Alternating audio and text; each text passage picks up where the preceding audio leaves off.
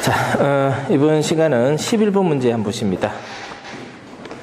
11번 문제는 소방시설업에 대한 행정처분 기준에서 1차 처분사항으로 등록 취소에 해당하는 것은 이렇게 나왔어요.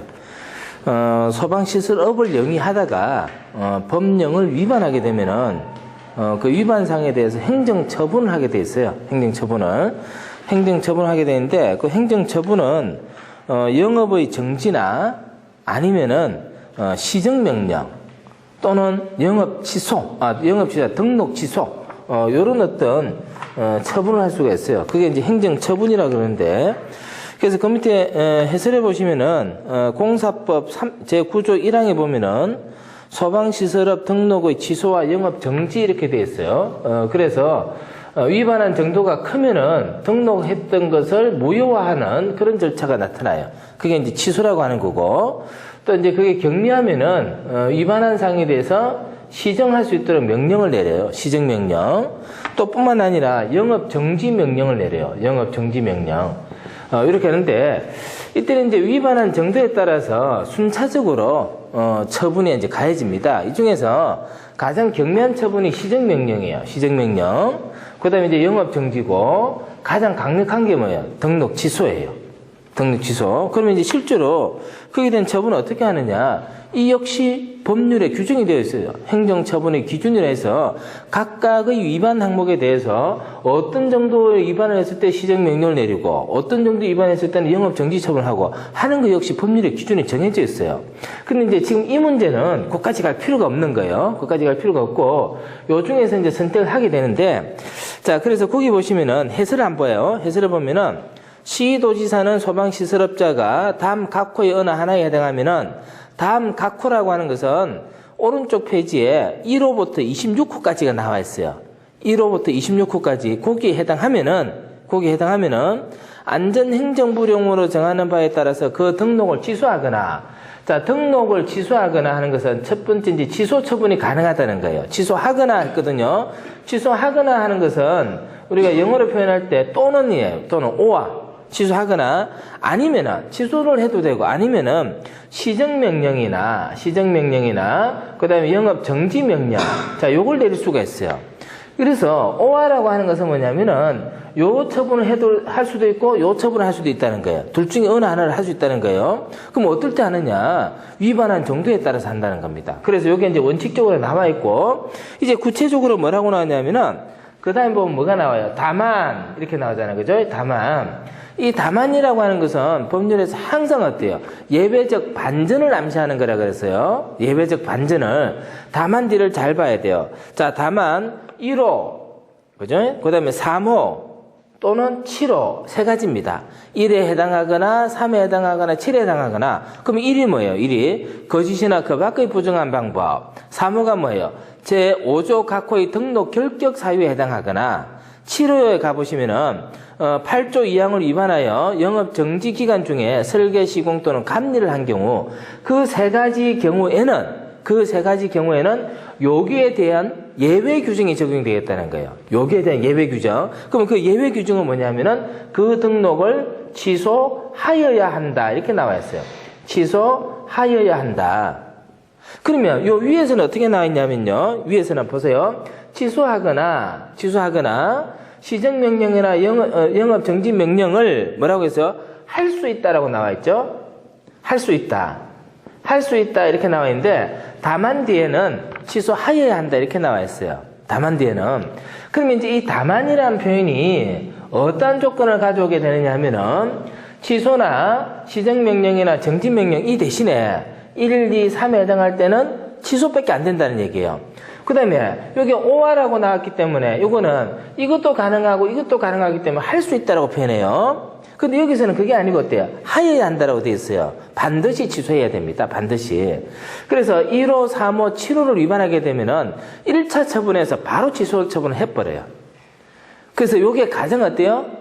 많은 사항을 위반한 경우다. 그죠? 위반한 정도가 가장 크다는 뜻이에요. 그래서 1호, 3호, 7호를 위반하게 되면은 바로 취소를 하게 됩니다. 그게 취소하여야 한다는 거예요. 그러면은 실제로 행정처분 기준에 보면은 이렇게 쭉 나와 있어요. 규칙에 보면은 1차 위반, 2차 위반, 3차 위반에 대해서 어떻게 돼 이렇게 쭉 나와 있거든요. 그럼 실제 이제 위반했을 때 요걸 가지고 적용하겠지만은 이런 정도가 시험 문제 나오질 않아요.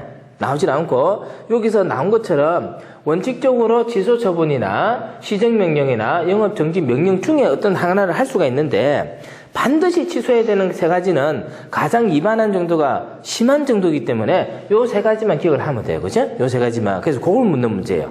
그러면 첫 번째가 뭐였어요? 거짓이나 부정한 방법. 두 번째는요, 등록의 결격 사유. 세 번째는 뭐예요? 영업 정지 기간 중에 또 뭡니까? 정지를 당하고 있는데도 영업을 한 거예요. 그죠? 그때는 반드시 취소를 해버립니다. 1차 처분에서 바로 취소를 해버려요. 그래서 그 세 가지만 기억하면 되는 문제예요. 자, 그 다음에 이제 12번 문제 봅니다. 소방본부장 또는 소방서장의 건축허가 동의를 받아야 하는 범위에 속하지 않는 것은 했는데, 요 문제는 시험 문제 엄청 잘 나와요. 건축허가 등의 동의. 자, 건축허가 등의 동의라고 하는 것은 어떤 사항이냐 하면요. 자, 건축물을 건축하려고 그래요. 건축물을 건축하려고 그래요. 그런데 이 건축물을 건축하기 위해서는 허가를 받아야 돼요. 허가를 받는다는 말은 어떤 의미냐? 허가를 받는다는 것은, 자, 건축주는 자신의 토지에다가, 자신의 땅에다가, 자신의 재산을 이용해서 자신의 재산권 행사를 하는 거예요. 아무 문제 없는 것 같아요. 그죠? 그렇지만 우리나라는 이거를 자기 마음대로 하게끔 용납하지 않아요. 어떤 문제가 있냐면은, 이 사람이 건축을 함으로써 그 주변에 있는 사람들은 이 사람이 집을 짓기 시작하면서 불편하기 시작합니다. 햇볕도 맞고요, 바람도 안 통하고, 그죠? 그랬을 때 건축부에서 뭐라고 하느냐? 당신 땅에 당신이 집을 지어도 좋지만은 주변 사람에게 피해를 주지 않도록 집을 지어야 되겠다라고 얘기하는 거예요. 그래서 법률적 절차에 따라서 집을 짓도록 하는데 그 절차를 뭐라 그래요? 허가라고 하는 거예요. 허가. 그러면 이 건축물의 건축 허가는 누가 해주느냐? 시장, 군수, 구청장이 허가권자예요. 시장, 군수, 구청장이 허가권자인데 이 사람들이 건축 허가를 해줄 때 이 건축물에 뭐가 설치가 되느냐 하면은 소방시설이 설치가 돼요. 소방시설은 여기다 뭐가 설치됐냐? 스프링클러가 설치된단 말이에요. 스프링클러가. 그러면 이 허가권자가 이러한 건물에 이러한 스프링클러가 적절하게 설치가 되었는지 안 되는지 어때요? 잘 몰라요. 그래서 스프링클러 설비가 적절한지 아닌지에 대해서 누구에게요? 요놈을 관할하고 있는 소방본부장이나 소방서장에게 내가 이걸 지금 허가를 해주려고 하는데 소방시설에 문제가 있어요 없어요 라고 하는 동의를 구합니다. 그게 뭐냐면은 건축 허가 등에 있어서 동의라고 하는 절차예요. 그러면 허가의 동의를 받으면은 시장, 군수, 구청장이 소방서장이 문제가 없다고 했기 때문에 소방과 관련된 부분에 대해서는 문제가 없다고 판단해서 허가를 해주는 거예요. 다른 건 어때? 이 사람들이 판단하는데 요건 판단 잘 못하겠다는 거죠. 판단할 수는 있겠죠. 근데 왜 그러냐? 소방이 가지고 있는 아주 특수성 때문에 조금 잘못 판단해서 잘못되면 안 되거든요. 그래서 본부장, 서장의 동의를 받아서 허가를 해주는 거예요. 이게 이제 건축 허가 등의 동의라고 하는 겁니다. 동의요. 근데 이제 이 소방서에서 해주는 이 동의 절차가 굉장히 막강하거든요. 그렇기 때문에 이 동의를 얻지 못하면은 건축 허가를 해주지 않아요. 그래서 굉장히 이게 막강한 어떤 절차에 해당하는 그런 사항입니다. 이게 이제 건축 허가 등의 동의라고 하는 건데, 그러면은 이 건축 허가 등의 동의를 받아야 될 대상은 모든 소방 대상물이 다 그러냐? 아니에요. 불이 났을 때 문제가 없을 것 같으면은 굳이 이렇게 복잡하게 할 필요가 없다는 거예요. 불이 났을 때 문제가 될 만한 것에 대해서는 어때요? 이런 동의 절차가 필요한 거예요. 그러면 동의 대상이라고 하는 것은 그럼 구체적으로 어떤 것이냐? 자, 소방 대상물의 용도가 불이 잘 나는 용도이거나 아니면요, 규모가 커서 화재가 발생했을 때 문제가 될 것 같은 거, 이런 거에 대해서는 동의를 받도록 법률에 규정을 하고 있다는 겁니다. 그게 뭐냐 이 말이에요. 그게 문제는 건축 허가 등의 동의 대상에 해당하느냐 하지 않느냐 하는 건데, 그러면 일단은 보기에 보니까 먼저 뭐가 나와요? 연면적 400 이상 이런 게 나와요. 그 다음 페이지 넘어가 보면은 지하층, 무창층이 있는 것이고 바닥 면적이 100 이상인 거, 특정 소방 대상물 중 뭐 이렇게 나오는데, 거기서 보면은 400, 100이 나오는 거죠? 이 숫자는 뭐라고 그랬어요? 어떤 판단하는 기준이다, 그죠? 법의 적용에서 기준. 이거보다 이상이 된다는 것은 무슨 뜻이에요? 규모가 크다. 그 비슷하게 맞아 떨어져요, 그죠? 맞아 떨어져요. 그 다음에 이제 특정 소방 대상물 중에서 위험물 저장 처리 시설 및 지하구, 위험물을 저장하거나 처리하는 시설이에요. 이거 뭐예요? 용도가 위험한 거예요. 그 다음에 항공기 경납고 관망탑, 항공 관제탑, 주로 비행기와 관련되는 장소들이 나오는데 그거 뭐예요? 용도가 위험한 거예요. 대충 맞아 떨어졌어요. 그죠?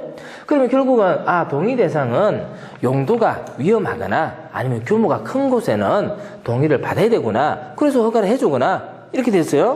그러면은 이게 이제 구체적으로 맞나 안 맞나 하는 것은 이제 구체적인 상황을 이제 봐야 되는데 정답이요. 뭐라고 되어 있냐면은 나라고 되어 있어요. 그죠? 나요. 나라고 되어 있는데 문제가요. 지금 이제 뭐라고 나온 겁니까? 동의를 받아야 하는 범위에 속하지 않는 것은 했거든요. 동의를 받아야 하는 범위에 속하지 않는 것은. 자, 연면적 400 이상 어때요? 맞습니다. 1호에 보면 나와 있어요. 나에 보면은 지하층 또는 무창층이 있는 것 했는데, 그죠? 지하층 또는 무창층이 있는 건물은 바닥 면적이 100이 아니고 얼마예요? 300이 아니고, 거기 한번 보세요. 내가 표시를 해놨어요. 4호에 보세요. 4호에. 4호에 보면 지하층 또는 무창층이 있는 건축물로서 바닥 면적이 얼마예요? 150제곱미터예요. 150제곱미터. 그래서 그게 틀렸어요. 그죠? 그게 틀렸고.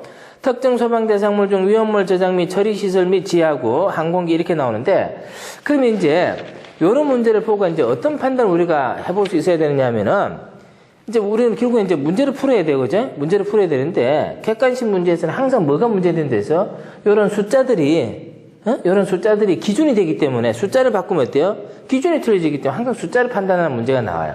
그래서 일단은 숫자를 맞춰가야 되는데, 자, 하나 외웠어요. 그죠? 150. 뭐가요? 지하층, 무창층 나오면 뭐라고? 150. 이렇게 연결시켜놔야 돼요. 그죠? 자, 그렇게 해서, 일단 표시되어 있는 것만, 보면 됩니다.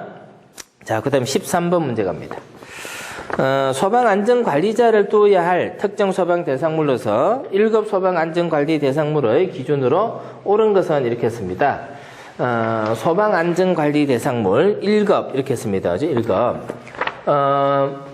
이렇게 이제 얘기했어요. 가장 큰 범위가 뭐냐면은 가장 큰 범위가 소방법이 적용되는 가장 큰 범위가 소방대상물이었어요. 소방대상물. 요거는 소방기본법에서 나와요. 기본법의 적용 대상이 소방대상물이에요. 그 다음에 이 소방대상물 중에서 소방대상물은 많아요. 차량, 선박, 건축물, 산림, 임야 뭐 등등 있어요. 그 중에서 뭐가 있느냐 하면은 특정 소방대상물이라는 게 있어요. 특정. 소방대상물 중에서 특정했다. 특정했다는 것은 특별히 정했다 이런 뜻이에요. 특정 소방대상물이 있어요. 소방대상물. 자, 이 특정 소방대상물은 어떤 법의 적용을 받느냐 하면은 소방시설법. 소방시설법의 적용을 받아요. 소방시설법의 적용을 받습니다. 어떤 차이가 있느냐 하면은 소방대상물 중에서 소방시설을 설치해야 될 대상을 말합니다. 소방시설을 설치해야 될 대상을 특정 소방대상물이라고 그래요.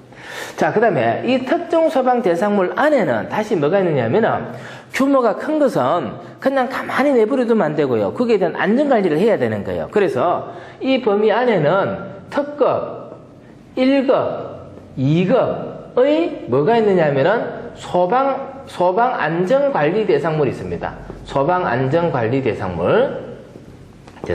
이렇게 이제 범위가 나뉘어져요. 나뉘어지는데 이 중에서 특급이 어때요? 규모가 제일 큰 거예요. 그 다음에 1급, 그 다음에 2급. 요 세 개를 제외한 나머지 것들은 어때요? 규모가 별로인 것들이에요. 그럼 그냥 하면 되는 거죠. 그러면은 특정 소방대상물에서 소방안전관리 업무를 하는데 어떤 차이가 있느냐 하면요. 소방안전관리 대상물은 소방안전관리자가 선임이 되어져야 돼요. 소방안전관리자가 선임이 되어져서 이 소방안전관리자가 안전관리 업무를 해야 돼요. 반면에 특급이나 1급이나 2급이 정해지지 않는 범위가 있죠. 그죠? 요 범위는 소방안전관리 업무를 하는데 그 누가 하느냐 하면은 관계인이에요. 관계인은 누구예요? 소유자, 점유자, 관리자라고 그랬잖아요. 그 다음에 소방안전관리자는 누구예요? 그런 사람들 중에서 소방에 관련한 전문적 자격을 갖고 있는 사람들이에요. 그래서 이 사람들이 이제 규모가 큰 데는 관리하고 규모가 작은 데는요, 그냥 집중이 하면 되는 거예요. 요렇게 이제 범위가 어때요? 나뉘어지는 거예요. 그럼 지금 13번 문제는 뭐냐면은 이 중에서 1급 소방안전관리 대상물, 맞느냐 틀렸냐 이게 나온 거예요. 그죠? 1급. 자, 1급은 연면적이 얼마예요? 15,000. 연면적 15,000 이상입니다. 자, 그 다음에 연면적 15,000 이상이 안 된다 하더라도 층수가 얼마요? 11층 이상이 되면은 1급이에요. 1급. 1급. 그 다음에 이제 가연성 가스를 1000톤 이상 저장 취급하는 시설. 여기는 뭡니까? 여기는 1급입니다. 1급. 그래서 요 1급에는 1급 소방안전관리자가 선임이 되어져야 돼요. 1급 소방안전관리자가 선임이 되어져야 되고, 1급 소방안전관리자가 되기 위해서는 여러 가지 방법이 있지만은, 그 중에서 뭐가 있냐면은, 소방설비 산업기사 자격을 갖게 되면은, 바로 1급 소방안전관리자로 선임이 될 수 있다, 그죠? 자, 그래서 여기 1급입니다. 여기 해당하지 않는 것 찾아라, 이 말이에요, 그죠? 문제가 그게 아니고, 옳은 것 찾아라, 이렇게 했네요, 그죠? 옳은 것 찾아라 했기 때문에 답은 당장 뭐가 나와요? 나번. 그죠? 1000톤 이상. 나번. 요게 답이 되네요. 1000톤 이상. 자, 그렇게 보면 되겠고. 자, 그 다음에 해설을 잠깐 보세요. 해설을. 해설을 보면은 별표 위의 특정 소방 대상물 중 1호에 따른 특정 소방 대상물을 제외한 다음 각목의 어느 하나에 해당하는 것으로서, 그래서 어느 하나에 해당하는 게 뭐예요? 세 가지가 있었어요. 연면적 15,000, 층수로 11층, 가연성 가스 1000톤. 자, 그리고 아파트, 동식물원, 철강 등 불연성 물품을 저장 취급하는 창고, 위험물 저장 및 처리 시설 중 위험물 제조소 등 지하구를 제외한 거, 거기다 표시합니다. 그 제외한 것은 예를 들어서 아파트가 있어요. 아파트는 제외한 것에 들어가죠. 아파트가 연면적이 2만 제곱미터 하더라도 1급 소방안전관리 대상물입니까? 아닙니까? 아니에요. 여기서 제외 안 됐거든. 아파트가 20층짜리 아파트를 하더라도 1급이 아니에요? 아니에요. 아파트는 무조건 뭡니까? 2급입니다. 2급요. 2급. 그래서 그 제외되는 게 뭐가 제외되는지를 봐야 돼요. 그러면 아파트 제외되고, 동식물원 제외되고, 철강과 같이 불연성 물품을 저장 취급하는 창고도 제외되고, 위험물 저장 처리 시설 중에서 위험물 제조소 등도 제외되고, 지하구도 제외돼요. 그럼 이런 것들은 1급에서 제외된다 했기 때문에 화재 위험성이 커요, 작아요? 작다. 그죠? 작다. 자, 왜 작은지 한번 볼까요? 왜 작은지. 자, 그 중에서 뭐가 있냐면은 동식물원하고 지하구가 있어요. 동식물원, 지하구. 자, 동식물원에는 사람이 여기 가서 잠을 잡니까? 안 자요, 그죠? 동물, 식물이 있어요. 지하구, 이게 땅속에 있는 구조물인데 이게 사람 들어가요? 사람 안 살아요, 여기는요. 사람이 안 살면 불 안 나요. 그죠? 동물로 있는 호랑이가 불 내겠습니까? 안 낸다, 이 말이에요. 자, 그 다음에요. 불연성 물품이라고 하는 것은 불에 타요, 안 타요? 안 타잖아요. 이거 가지고 있는 창고예요. 보통 창고는 불 나면 큰일 나요, 그죠? 탈 물건이 많이 저장되어 있기 때문에. 근데 불연성은 불에 안 타니까 어때요? 괜찮아요. 불연성. 자, 그 다음에 또 뭐가 있냐면은, 아파트가 있습니다, 아파트는 소방법의 적용이 있어가지고 완화된 데 있습니다. 많이 봐준다 그랬어요. 왜 봐준다 그랬습니까? 아파트는 기본적으로 세대와 세대 간에 철근 콘크리트 벽으로 어때요? 내화 구조로 형성되어져 있기 때문에 화재가 발생하더라도 옆 세대로 옮겨가거나 그러지 않고 딱 그 안에서만 어때요? 불이 난다는 거예요. 그래서 아파트는 제외. 그 다음에 마지막에 보니까 위험물 제조소 등 나오는데 이거는 위험하지 않습니까? 위험물 제조소 등 위험하지 않습니까? 위험하죠. 훨씬 더 위험해요. 근데 왜 2급입니까? 2급이 아니고요. 이거는 1급에서 제외된다 했죠, 그죠? 2급이 아니고 1급에서 제외된다. 제외되는 이유는 위험물 제조소에 관한 안전관리는요, 위험물 안전관리법에서 정하고 있기 때문에 별도의 법이 따로 정해져 있거든요. 그래서 요거는 1급에서 제외하는 겁니다. 1급에서 제외하고요. 이 중에서 지하구라든지 아파트는 어디로 가요? 2급 소방안전관리 대상물이 됩니다. 자, 그럼 되겠죠, 그죠? 자, 14번 갑니다. 다음 중 한국소방안전협회의 업무가 아닌 것은 했습니다. 이제 2014년 11월 19일자로요. 법이 이제 개정이 되어져서 소방방재청이 없어졌고 국민안전처에 중앙소방본부로 되어버렸고, 그죠? 그래서 이제 그런 명칭 변경이 있어요. 명칭 변경이 있는데, 그렇다 하더라도 이제 소방안전협회는 원래 소방방재청 산하기관인데, 요거는 아직까지 큰 변화는 없어요. 조직 변화는. 근데 아마 국민안전처로 되면서 변화가 있을 수도 있어요. 있을 수도 있는데, 기존에 이제 소방안전협회는 주로 이제 교육 홍보 홍보 업무를 받죠. 그죠? 교육 홍보 업무를 받고, 그 다음에 이제 소방산업기술이라는 게 있어요. 그 두 개 단체가 있는데, 거기는 이제 주로 연구사업, R&D 사업이라든지, 그 다음에 이제 검사 업무, 이런 것들을 했었어요. 그래서 소방안전협회, 여러분들 이제 위험물 안전관리자 자격 추첩을 발급받았던 것도 소방안전협회에서 와서 교육을 했던 거거든요.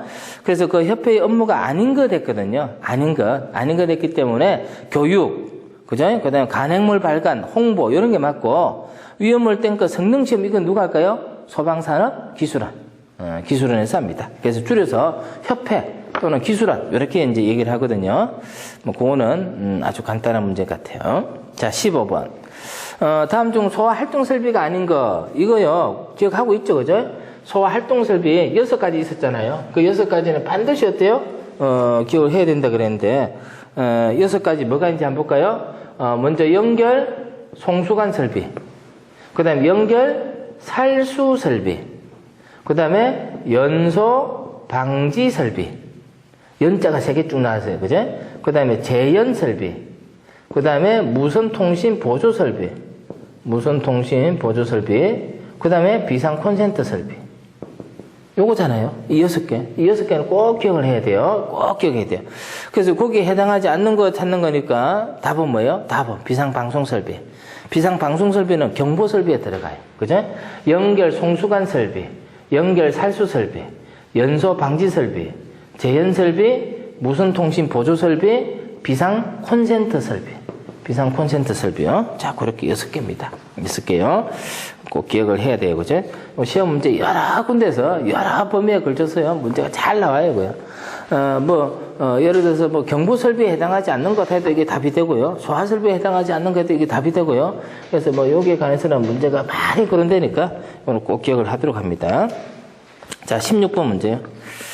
소방시설 관리업을 하고자 하는 사람은 행정 절차로 옳은 것을 했습니다. 그죠? 소방시설 관리업을 하기 위해서는 어떻게 되느냐?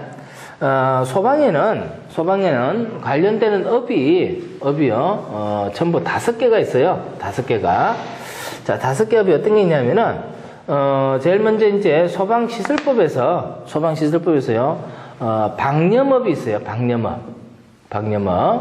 그 다음에 또 뭐가 있냐면은 관리업이 있습니다. 관리업. 이렇게 이제 2가지예요. 그 다음에 이제 소방시설 공사법에서는 소방시설업이 있어요. 시설업. 이 시설업은 다시 3가지로 나뉘어요. 어떻게 나뉘어요? 설계, 그 다음에 공사, 감리업. 설계업, 공사업, 감리업. 이렇게 3가지로 나뉘어요. 그게 전부 5가지가 있어요. 자, 그래서 이제 요걸 이제 우리는 소방업이다, 이렇게 얘기하는데, 이 업을 하기 위해서는 기본적인 절차가 있어요. 그 절차가 뭐냐면은 등록을 해야 돼요. 등록을 합니다. 누구에게 등록하느냐 하면은 시, 도지사에게 등록을 해야 돼요. 그럼 등록한다는 건 뭐냐면은 내가 앞으로 이런 업을 하겠습니다 라고만 하는 거예요. 그러면 이제 등록을 할 때는 아무나 등록할 수 있는 게 아니고 등록 기준이 정해져 있어요. 등록 기준에는 기술 인력 확보해야 되고요, 장비가 있어야 되고요, 또 사무실이 있어야 되고요, 또 필요하면 자본금도 확보해야 돼요. 그래서 그런 기준에 맞추면서 업을 등록하면은 업을 할 수가 있습니다. 그럼 등록이라는 절차를 왜 두느냐? 소방이라고 하는 것은 화재가 발생했을 때를 대비하는 것이기 때문에 아무나 공사를 하거나 아무나 설계를 하거나 아무나 감리를 해서는 어때요? 안 된다는 거예요. 그래서 설계를 하거나 공사를 하거나 감리를 하거나 방염 처리를 하거나 관리를 할 때 행정기관에서 그걸 알고 있어야 되겠다는 거예요. 그 누가 하는지 알아야 되잖아요. 그죠? 누가 아는지 알 수 있게끔 하는 절차가 바로 뭐예요? 등록이라는 절차입니다. 그래서 등록을 해야지만 할 수가 있어요. 허가하고는 틀리죠. 그죠? 허가하고는 틀려요. 그래서 시도에게 등록하여야 한다 하는 1번이 정답이 됩니다. 자, 그 다음에 17번 문제. 특정 소방 대상물 중 침대가 있는 숙박시설의 수용 인원을 산정하는 방법으로 옳은 것을 했는데, 자, 수용 인원을 산정한다. 이런 표현이 나와요. 수용 인원을 산정한다. 우리는 이제 소방을 한다는 이야기는 기본적으로 소방 대상물에 소방시설을 설치한다는 겁니다. 소방 대상물에 소방시설을 설치한다는 거예요. 그럼 이 소방시설을 설치할 때는 어떻게 설치하느냐? 먼저 설치하고자 하는 소방 대상물이 어떠한 용도로 사용되는가에 따라서 설치하는 시설이 달라져야 돼요. 그 다음에 소방시설을 설치할 때는 이 설치되는 소방대상물의 규모에 따라서 어때요? 그게 달라져야 돼요. 규모가 클수록 불을 잘 끄야 되거든요. 용도에 따라서 물을 쓸 수 없는 것도 있거든요. 자, 그 다음에 세 번째는 뭐냐면은 소방시설을 설치할 때는 그 소방대상물에 수용하고 있는 인원, 몇 사람이 살고 있는지에 대해서도 판단을 해봐야 되는 거예요. 사람이 많을수록 어때요? 화재는 잘 일어나거든요. 그래서 수용인원 산정이라고 하는 것은 어떤 목적이냐? 소방시설을 어떤 것을 설치할 것인가? 이걸 결정하기 위해서는 용도가 뭐고 규모가 뭐고 사람이 얼마나 거주하는지를 알아야지만 거기에 맞는 소방시설을 어때요? 설치할 수 있다는 거예요. 그러면은 이 수용 인원은 가령 학교 같은 경우는 어때요? 입학 정원 몇 명? 그죠? 무슨 과에 몇 명? 딱 정해지니까 대체로 몇 사람이 학교에 있다. 이거 어때? 금방 알 수 있어요. 물론 결석하는 사람도 있지만은 하루 중에 학교에서 이렇게 거주하는 사람들이 얼마 정도가 된다 알 수 있단 말이에요. 근데 이제 그러지 않은 건물들이 있어요. 그런 건물들은 어떻게 하느냐? 기본적으로 그 건물의 용도나 사용 특성에 따라서 수용 인원을 어떻게 추정을 해내야 되는 거예요. 수용 인원을. 그게 이제 지금 문제가 나온 겁니다. 자, 그래서 수용 인원 산정은 어떻게 하느냐? 크게 두 가지로 나뉘어요. 1호가 뭐라고 되어 있습니까? 숙박을 할 수 있느냐 하는 숙박시설이 있느냐는 거예요. 그 다음에 2호는 뭡니까? 숙박시설이 없는 거예요. 여러분들 이제 이런 책도 이런 내용도 자세히 보면은 굉장히 쉽게 구분하고 있어요. 숙박시설이냐 아니냐 이렇게 판단하는 거예요. 그래야지 뭐 어때? 판단하기가 쉽거든요. 그러면 숙박이라고 하는 것은 누구 잔다는 얘기잖아요. 누구 자면요 불 나면 어때요? 잘 모르잖아요. 그죠? 잘 모르잖아요. 그래서 요거하고 구분하고 있는 거죠. 자, 그 다음에 숙박시설은요 다시 두 가지로 나눠요. 어떻게 나눕니까? 침대가 있느냐 없느냐 이렇게 나눠요. 쉽잖아요. 그죠? 자, 그 다음에 숙박시설이 아닌 경우는요 세 가지로 나눠요. 세 가지로 나누는데 첫 번째로 뭐가 나와요? 강의실, 교무실, 상담실 이렇게 나오잖아요. 그거하고 강당, 문화 및 집회시설, 운동시설, 종교시설 이렇게 나와요. 그건 어떤 차이가 있을까요? 강의실, 교무실, 상담실 하는 것들은 뭐냐면 요거는 가만히 앉아있는 경우예요. 앉아있는 경우예요. 그 다음에 강당, 문화, 집회시설, 운동시설, 종교시설 하고 나오는데 요거는 실내에서 움직이는 경우예요. 움직이는 경우예요. 요거는 가만히 앉아있고 요거는 움직이는 경우예요. 그러면 가만히 앉아있는 것보다 움직일 때가 어때요? 한 사람이 차지하는 공간이 어때요? 더 많이 필요하겠죠? 이제 그런 차이예요. 그 다음에 이제 세 번째는 뭐냐면은 그도 저도 아닌 경우예요. 그도 저도 아닌 경우예요. 자, 그렇게 나눠요. 자, 그러면 침대가 있는 경우는 어떻게 하는지 한번 봅니다. 해당 특정 소방 대상물의 종사자 수에다가 침대 수를 합한 수, 침대가 몇 개 있느냐, 이게 바로 거주인은 수용 인원과 똑같다는 거죠. 근데 침대만 있는 게 아니고 거기서 일하는 사람들이 있을 수 있잖아요. 그죠? 그래서 종사자 수에다가 침대 수를 더하면 돼요. 침대가 2인용 침대 같으면 어때요? 두 사람이 되는 거예요. 그죠? 아주 쉬워요. 그러면 침대가 없을 때는 어떻게 되느냐? 종사자 수에다가 한 사람이 누워서 잠잘 때 공간을 얼마 정도 차지할 것이냐 이걸 알아야 되는 거죠. 그게 얼마냐면은 바닥 면적 합을 얼마로 나누었어요? 바닥 면적 합을 얼마로 나눴어요? 3제곱미터로 나눈 거예요. 3제곱미터. 한 사람이 누워 자는데 필요한 공간은 얼마요? 3제곱미터 정도 된다. 3제곱미터 한 평 정도 돼요. 그죠? 한 평 정도. 그 정도로 이제 계산을 한다는 겁니다. 자, 그 다음에 그러지 않는 경우, 앉아있는 경우 봅니다. 앉아있는 경우는요, 바닥 면적 합을 얼마로 나눠요? 1.9제곱미터로 나눠요. 누워있을 때보다는 앉아있을 때가 공간을 적게 차지하잖아요. 그죠? 이제 그런 정도는 쉽게 판단할 수 있겠고. 그 다음에 이제 움직이는 경우는요, 바닥 면적을 얼마로 나눠요? 4.6으로 나누잖아요. 엄청 공간을 많이 차지해요. 그죠? 돌아다니니까. 근데 이제 거기 보면 관람석이 있을 수 있어요. 관람석이. 뭐 운동시설도 그렇고. 자, 그때 관람석이 있을 때는 고정식 의자는 의자 숫자가 바로 뭡니까? 수용 인원수잖아요. 그죠? 근데 이제 고정식 의자인데 긴 의자가 있어요. 벤치에. 의자 안에 여러 사람이 앉을 수 있는 거. 그때는요, 어떻게 됐습니까? 정면 너비를 얼마로 나눴어요? 45cm. 그 앉아있을 때 한 사람이 얼마 정도요? 45cm 정도 폭이 된다 이 말이에요. 그래서 이렇게 해서 이제 계산을 하는 거죠. 그 다음에 그렇지 않는 경우는요, 전체 바닥 면적 합을 뭘로 나눠요? 3제곱미터로 나누면 됩니다. 자, 그래서 이제 요거 가지고 하는데, 그럼 이제 옳은 거 됐거든요. 가번에 보면은, 해당 특정 소방 대상물, 침대가 있는 숙박시설이니까, 침대가 있는 숙박시설은 여기네, 그죠? 침대가 있는 숙박시설이니까, 침대수에다가 뭘 하면 돼요? 종사제수를 더해주면 되네, 그죠? 그럼 답은요? 가번이네, 그죠? 가번. 가보니까 이제 이게 이제 문제가 이제 조금 어렵게 나오면은 이렇게 나올 수도 있어요. 가령 뭐라고 나왔냐면은 강당이다. 강당.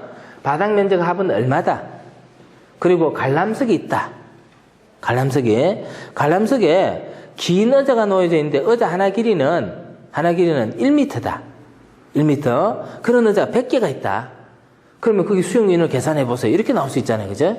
그럼 이제 전체 바닥에 대해서는 4.6으로 나누고 관람석에 대해서 긴 의자를 했기 때문에 길이를 얼마로 나눠주면 돼요? 45cm로 나누어서 계산하면 돼요. 그죠? 이제 그런 문제도 이제 어렵게 나오면 나올 수 있어요. 뭐 아직까지 그 정도는 아닌데 이렇게 이제 한번 정리를 해봅니다. 자, 그 다음에 이제 18번요. 위험물 제조소 등에서 자동화재 탐지 설비를 설치해야 할 제조소 및 일반 취급소는 옥내에서 지정수량 몇 배 이상의 위험물을 저장 취급하는 곳인가 이렇게 되어 있습니다. 위험물 제조소 등에서도 소방시설을 설치합니다. 위험물이라고 하는 것은 어떤 의미를 했어요? 화재의 위험이 있는 거, 그죠? 불이 잘 나는 물품들을 저장하거나 취급하는 장소예요. 그래서 거기에 이제 자동화재 탐지 설비를 설치해야 되는데, 그때는 이제 위험한 정도가 크면 어때요? 설치해야 되는 거고, 적으면 설치 안 해도 되는 거죠. 그 판단을 어떻게 하느냐 하는 겁니다. 그죠? 자, 그래서, 자동화재 탐지 설비는 제조소나 일반 취급소에서, 지정 수량의 몇 배 이상이 돼야 되느냐, 하는 거거든요. 옥내에서는 지정 수량의 100배 이상을 취급할 때 자동화재 탐지 설비가 있어야 됩니다. 그 만일에 옥내에서 지정 수량의 90배를 취급한다라면 어때요? 자동화재 탐지 설비 없어도 된다. 위험성의 판단에 있어서 자동화재 탐지 설비를 설치해야 되는 기준에 못 미쳤다는 얘기예요. 그죠? 그래서 그렇게 판단하면 되는 겁니다. 요것도 많이 나오는 내용은 아니지만 암기를 해야 될 사항이에요. 그래서 자동화재 탐지 설비 제조소 일반 취급소 100배 이렇게 기억합니다. 자, 그 다음에 19번요. 자체 소방대. 자, 우리 이제 소방대는 이제 여러 가지가 있어요. 일단은 우리가 잘 아는 소방대 이렇게 법률상의 정의에는 소방관, 소방대, 그 다음에 이제 의용소방원, 그건 의무소방대. 이런 것들이 뭐냐면, 의용소방대, 의무소방원. 이런 것들이 뭐냐면 소방대에 해당하는 겁니다. 근데 이제 이 소방대는 국가에서 행정기관에 의해서 만들어진 관설 소방조직이라 그래요. 근데 이제 민간 조직들이 있는데, 민간 조직이라는 것은 자발적으로 화재를 예방하기 위해서 소방대를 설치한 경우예요. 그게 이제 뭐가 있냐면은 자체 소방대 또는 자위 소방대 뭐 이런 게 있어요. 이런 게 있는데 자체 소방대라고 하는 것은 요거는 그 범위가 딱 정해져 있어요. 범위가 정해져 있는데 지정 수량 3,000배 이상. 지정 수량 3,000배 이상이고 그다음에 위험물은 어떤 위험물이냐면은 제4류 위험물이에요. 사류는 인화성 액체죠. 사류는 인화성 액체입니다. 자, 요놈을 취급하는 제조소나 일반 취급소예요. 일반 취급소. 여기에는 뭐가 있어야 돼요? 자체 소방대가 있어야 돼요. 지정 수량의 3,000배 이상입니다. 지정 수량의 3,000배 이상. 그럼 이제 가령 예를 들어서요. 지정 수량의 3,000배 했는데 지정 수량이 20리터짜리가 있다. 20리터, 200리터짜리가 있다. 200리터짜리요. 200리터짜리가 있을 때 3,000배 하면 곱하기 3,000 하면 되는 거죠. 그죠? 6만 리터를 취급하는 제조소 같으면 뭐가 있어야 된다는 거죠? 자체 소방대 있어야 된다는 얘기입니다. 그죠? 그래서 자체 소방대이 세 가지가 다 나와야 돼요. 3,000배. 그 다음에 뭐요? 사류. 제4류요. 사류는 뭐요? 인화성 액체. 제조소, 일반 취급소. 이렇게 세 가지가 나와야 돼요. 세 가지가. 이게 자체 소방대입니다. 요 정도 하시면 될 것 같아요. 자, 20번 문제요. 소방안전관리자에 대한 실무교육의 과목, 시간 등 그 밖의 실무교육 실시에 관한 사항은 누가 정하는가? 이렇게 했는데 소방안전관리자의 실무교육은 어디서 할까요? 소방안전협회예요. 아까 교육 업무는 어디서 한댔어요? 소방안전협회. 자, 그때 실무교육에 대한 과목과 시간은 누가 정하느냐? 방재청장이 아니고 법이 바뀌었어요. 뭐라고요? 국민안전처 장관. 국민안전처 장관. 방재청장이라는 말은 이제 없습니다. 방재청장은 없고요. 지금부터는 이제 다 뭐예요? 국민안전처 장관. 이렇게 해야 돼요.